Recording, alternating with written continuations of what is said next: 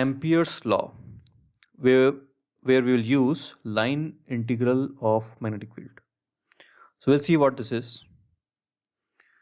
So in Gauss law helped us to calculate electric field for symmetric charge distribution that we studied in electrostatics. It made our calculations very easy.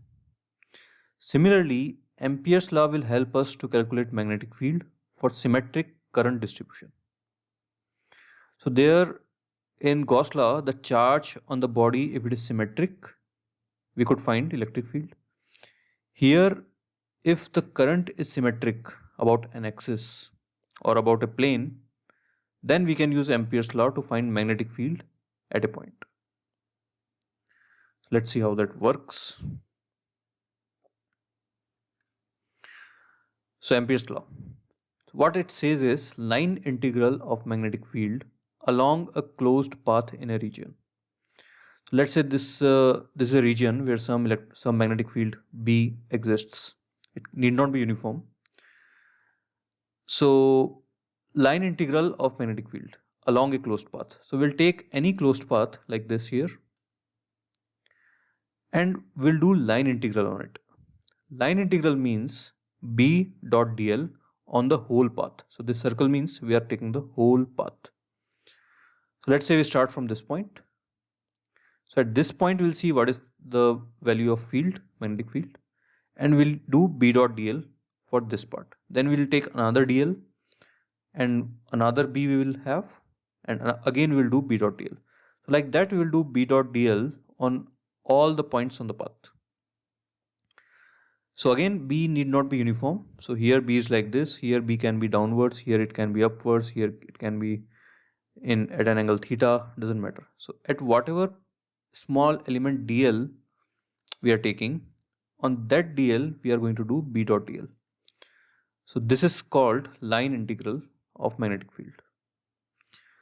So Ampere's law says line integral of magnetic field along a closed path in a region, that is this, is equal to mu naught times total current crossing through that path.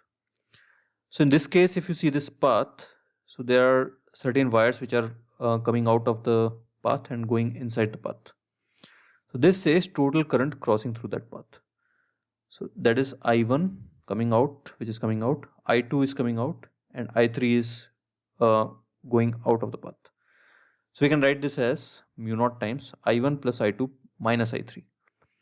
I4 is outside, so we need not bother about that. So line integral of B dot dl is equal to mu naught times I1 plus I2 minus I3. Or we can write this as I enclosed.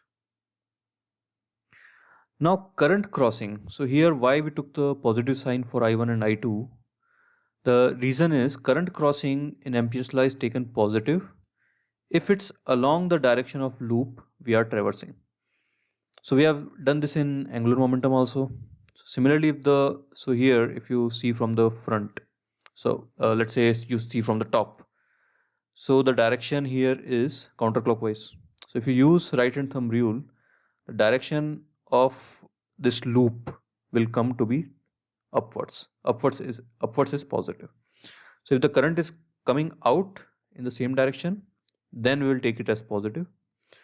And if the direction of current is inverse of that of the loop, then we'll take as minus. So let's take the reverse of this. So we decide in which direction, which kind of loop we want to take, and in which direction we want to do the line integral. So here we have taken the loop like this, and we are traveling here in counterclockwise direction. But this formula works, Ampere's law works even if you take it in other direction. So let's say here we are taking it in clockwise direction. So here the direction of the loop is downwards as positive.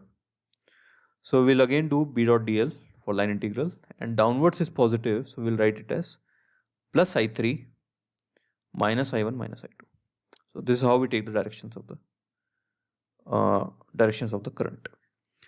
So here you can see that we are traversing in this direction, opposite direction, so dl is opposite, and B at this point and this point is same. So automatically this will become negative, and eventually this equation will be same as this equation. So later we'll see some applications of Ampere's law.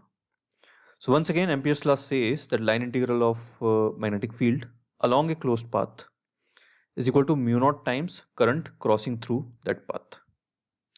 If the direction of current is same as direction of loop, then we'll take it as positive. If the direction of current is opposite as that of the loop, then we'll take the sign as negative. So it will be more clear with some examples.